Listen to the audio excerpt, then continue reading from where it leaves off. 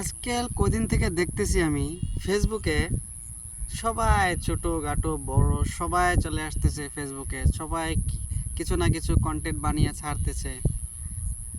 আচ্ছা, আপনাকে একটা কথা বলি, যেইটা কন্টেন্টের নাকি কোনো ফিউচারই নাই সেই কন্টেন্টগুলো আপনারা কেন বানান বলুন তো?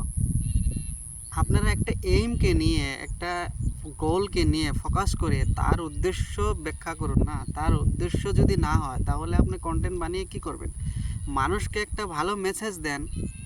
মানুষকে পথভ্রষ্ট কেন করছেন? এই সোশ্যাল মিডিয়াটা কি তার জন্যই সৃষ্টি করেছে? তার জন্য কি বানিয়েছে বলুন তো?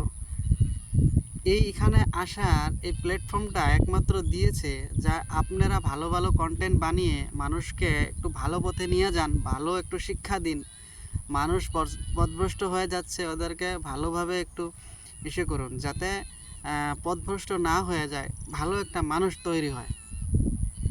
এডুকেশনালমূলক, শিক্ষামূলক, গঠনমূলক বা টেকনিক্যাল বা ওরকম ধরনের শিক্ষামূলক কিছু ভিডিও বানান, যেগুলো নাকি হ্যাঁ আপনার ফানিটা দরকার আছে, ফানিটা আপনি দিতে পারেন, তার সঙ্গে আপনি গঠনমূলক দিতে পারেন, এডুকেশনালমূলক।